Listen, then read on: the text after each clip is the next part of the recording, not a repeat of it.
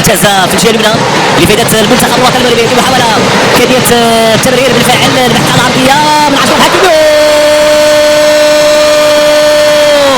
بلال خنوس بدايه قويه للعناصر الوطنيه، هدف اول لفائده المنتخب الوطني المغربي. تمريره عرضيه من الجهه اليمنى من اشرف حكيمي وبلال خنوس ينهيها بافضل طريقه وبتسديده في مرمى الحارس جيل اورلاندو.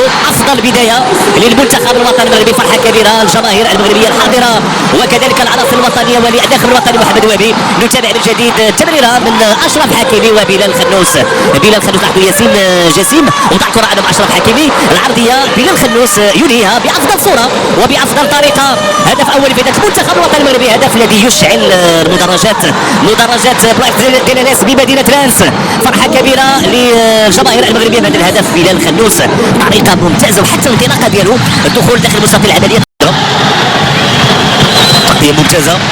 استرجاع كره مرتد هجومي الان لفائده المنتخب الوطني المغربي.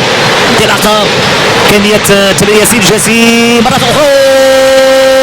الله الله الله الله، نائل العناوي في المكان المناسب يضع كره في الشباك. هدف ثاني لفائده المنتخب الوطني المغربي.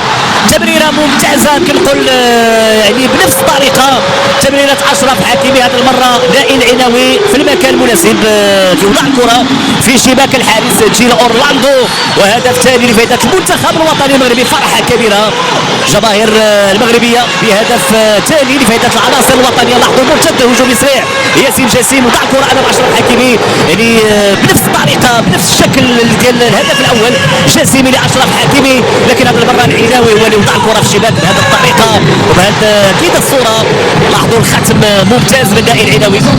من جديد تحرك ياسين جسيم، وهذا هو اللي قلت بان الهدف الاول غادي خلينا نتابعوا مساحات غنتابعوا ممرات، وهذا هو اللي كان كيبحث عليه كذلك الداخل الوطني محمد وهبي. هدف ثاني فرحه كبيره من مناطق المنتخب المغربي. كره بالراس، تمريره محاوله انطلاقه ديال اخوان كاسيريس. من جديد اخوان كاسيريس رفع الكره في القائمه الثاني خطيره وهدف اول. هدف اول لفائده منتخب الباراغواي. هدف اول اعتقد بواسطه اللاعب كابايرو. كانت تمريره من اخوان كاسيريس. نتابع من جديد لعبات بهذا الشكل. هنا كانت تمريره من اخوان كاسيريس. رجعت الكره من جديد، رفع الكره في القائمه الثاني الراسيه للاعب كابايرو غوستافو كابايرو، هو اللي تمكن من تسجيل الهدف وبالتالي تدويب على الفريق.